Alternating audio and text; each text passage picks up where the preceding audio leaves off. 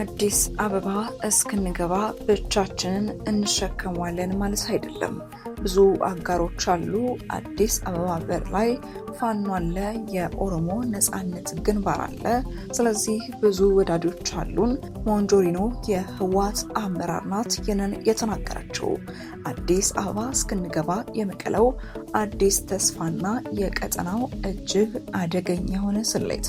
በቅርቡ ከሞንጆሪኖ የተሰማው የንግግር የህወሓት አመራሮች ለዳግም ጦርነት እያደረጉት ያለውን የስነ ልቦናና የስልት ዝግጅት ቁልጭ አድርጎ የሚያሳይ ነው።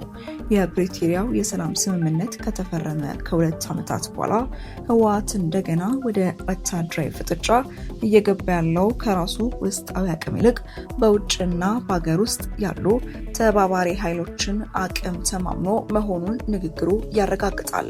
በዓለም ታሪክ ከራስ ወታደራዊና ኢኮኖሚያዊ አቅም ይልቅ ይረዱኛል ተብሎ የሚጠበቁ አካላትን ተማምኖ ወደ አውዳሚ ጦርነት መግባት እጅግ አደገኛና የተሳሳተ የወታደራዊ ስሌት እንደሆነ የፖለቲካ ተንታኞች ይስማሙበታል። ህወሓት ዛሬ ላይ የፕሪቶሪያውን ስምምነት ገፍትሮት ለሌላ እልቂት የጦርነት ከበሮ የሚመታው በኤርትራ በኦነግ ሸኔና በፋኖ እንቅስቃሴ ላይ ተስፋ በመጣል ሆኖም ግን በአንድ ወቅት እርስ በርስ ይጠፋፉ የነበሩ እነዚህ ኃይሎች በጦርነቱ ማዕበል ውስጥ በትክክል አብረው ይቆማሉ ወይ? የህወሓት ስሌት ሌላው የታሪክ ስህተት ይሆናል የሚለው ዋናው ጥያቄ ነው። የኢትዮጵያ መንግስትና ህዝብ ጦርነት የማይፈልጉ ቢሆኑም በግዳጅ ወደ ጦርነት ከተጎተቱ ግን ሀገሪቱ ሉዓላዊነቷን አታስደፍርም።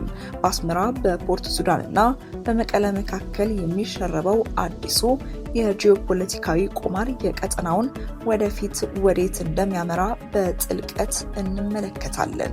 በዶክተር ደብረጽዮን ገብረ ሚካኤል የሚመራው የህወሓት ክንፍ ባወጣው ይፋዊ መግለጫና በየመድረኮቹ በሚያደርጋቸው ቅስቀሳዎች የሰሜኑ ክፍል ወደ ከፋ ወታደራዊ ፍጥጫ ሊመልስ የሚችል አደገኛ ስትራቴጂካዊ ሽግግር ማድረጉን አሳይቷል። ህወሓት በሀገር ውስጥ ካሉና ህልውናችን አደጋ ላይ ወድቋል ከሚሉ ኃይሎች ጋር ጥምረት እፈጥራለሁ ማለቱ የፌዴራል መንግስቱን በበርካታ ግንባሮች ለመወጠር የታለመ ስሌት ነው። የአካሄድ የኢትዮጵያ ውጭ ጉዳይ ሚኒስቴር ለተባበሩት መንግስታት ድርጅት ዩኤን በጻፈው ደብዳቤ ላይ ህወሓትና ኤርትራ ጥምረት ፈጥረው በአማራ ክልል የሚንቀሳቀሰውን ፋኖ እየደገፉ ነው ሲል ካቀረበው ውንጀላ ጋር ቀጥተኛ ትስስር አለው። ይበልጥ አደገኛውና ከፍተኛ ትኩረት የሚሻው ጉዳይ ግን በክልል ውስጥ ያሉ ተቃዋሚዎችን ወይም ከፌዴራል መንግስቱና ከጊዜያዊ አስተዳደሩ ጋር አብረው የሚሰሩ የትግራይ ኃይሎችን ባንዳ በማለት መፈረጁ ነው። ይህ አይነቱ የጽንፈኝነትና የቁርጥ ቀን ፍርጃ ፖለቲካ በትግራይ የውስጥ የስልጣን ሽኩቻ ያለውን ልዩነት ወደ እርስ በርስ የትጥቅ ግጭት ሊቀይረው ይችላል። ማሸነፍ ብቻ የሚለው መፈክር የዲፕሎማሲን በር ሙሉ በሙሉ በመዝጋት ክልሉንና መላውን ሀገር ወደ ሌላ አውዳሚ የደም መፍሰስ አዙሪት ውስጥ ሊከተው ይችላል። በመቀለ በኩል የሚደረገው ዝግጅት እንደተጠበቀ ሆኖ በውጭ በኩል በሱዳንና በኤርትራ መካከል የተፈጠረው ወታደራዊ ህብረት የዚሁ ትልቅ ጉዳይ አካል ነው። የሱዳን መከላከያ ኃይል መሪ ጀነራል አብደል ፈታህ አልቡርሃን ወደ አስመራ ያደረጉት አጭር ጉብኝት ሁለት ወገኖች የጋራ ጠላቶቻቸውን ለመጋፈጥ መወሰናቸውን ያሳያል። የሱዳን ጦር ስልታዊ ጠቀሜታ ያላትን የኩርሙክ ከተማን ከፈጣን ድጋፍ ኃይል እጅ ነጥቆ ሲቆጣጠር በ2020 እስከ 2022 የትግራይ ጦርነት ወቅት በምስራቅ ሱዳን ጥገኝነት ጠይቀው የሚቆዩት የህወሓት የጦር መዋቅር አካላት የሆኑት አርሚ 70 አባላት ከኤርትራ ጦር ጋር አብረው ተዋግተዋል።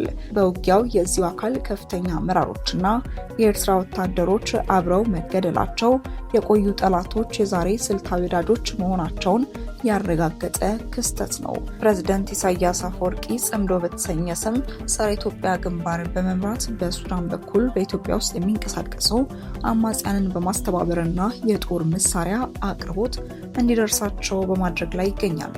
ሆኖም ግን በአሜሪካ የአረብና የአፍሪካ ጉዳዮች ከፍተኛ አማካሪ ማሳድ ብሎስ እየተገፋ ያለው የሱዳን የሰላም ጥረት ከተሳካ የኤርትራና የካይሮ የድንበር አካባቢዎች ወልቃይት፣ ሁመራ፣ ቤኒሻንጉል የማጋጨት ስሌት ሙሉ በሙሉ ሊከሽፍም ይችላል።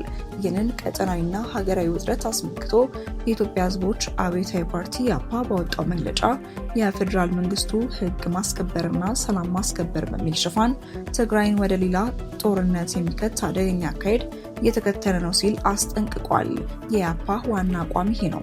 ሰላም ማስከበር በሚል ሽፋን የትግራይን ህዝብ እንደገና ወደ ጦርነት የመክተት አደገኛ አካሄድ ሊቆም ይገባል። የፕሪቶሪያው የግጭት የማቆም ስምምነት ዋና መንፈስ ጦርነቱ በዘላቂነት ማቆምና ውዝግቦችን በፖለቲካዊ መንገድ መፍታት ነው።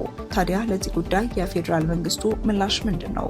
ጠቅላይ ሚኒስትር አብይ አህመድ በቅርቡ በፓርላማ በነበራቸው ንግግር ይህንን በኤርትራና በሱዳን የሚመራውን ጸረ ኢትዮጵያ ግንባር አስመልክተው የሀገሪቱን ሉዓላዊነት የመንካት አቅም የለውም ሲሉ በግልጽ ተናግረዋል። የኢትዮጵያ መከላከያ ተቋም በትግራይ በኩል እየታዩ ያሉ የጦርነት ዝግጅቶች በሚመስሉ እንቅስቃሴዎች ላይ እስካሁን ወታደራዊ እርምጃ ከመውሰድ የተቆጠበ ቢሆንም ሀገሪቱ ተገዳ ወደ ጦርነት ከገባች ግን በብቸኝነት በድል እንደምትወጣና ሉዓላዊነቷን እንደምታስከብር መንግስት ገልጿል። ተመራማሪው ማህደር ሲነቡ በጥናታቸው እንደገለጹት የተኩስ አቁም ስምምነት አመፅን ይቆጣጠራል፣ ህገ መንግስት ግን ኃይልን በህግ የሚገራ መሳሪያ ነው። ህወሓት አዲስ አበባ በር ላይ አጋሮች አሉን በሚል የውሸት ተስፋና የሌሎችን አቅም በመተማመን ሀገሪቱን ወደ አዲስ ደም አፋሳሽ ጦርነት ለመክተት የሚያደርገው እንቅስቃሴ እጅግ አደገኛ ነው። ከራስ አቅም ይልቅ የሌሎችን ኃይል ተማምኖ ጦርነትን እንደ ማግኔት የሚስበው የህወሓት ስሌት ለትግራይ ህዝብ ተጨማሪ መከራ ከመደገስ ውጪ የሚያመጣው አዎንታዊ ውጤት አይኖርም። በሱዳን ወታደራዊ ኃይል ለሲቪል አስተዳደሩ ሙሉ በሙሉ ተገዢ እስካልሆነ የኤርትራ አይነት የውጭ ጣልቃ ገብነቶች እስካልቆሙና ህወሓት የትጥቅ ትግል አማራጭነቱን እስካልወሰደ ቀጠና ወደ ሰላም ሳይሆን ወደ ቀጣዩና ወደ ባሰ የጦርነት ምዕራፍ እየገሰገሰ መሆኑን የመሬት ላይ እውነታዎች ይጠቁማሉ። ወደ ተመልካቾቻችን እናንተ ስለዚህ ጉዳይ ምን ትላላችሁ? ሀሳብ አስተያየቶቻችሁን ኮሜንት መስጫ ላይ ጻፉልን። በቀጣይ እስክንገናኝ ድረስ መልካም ቆይታ።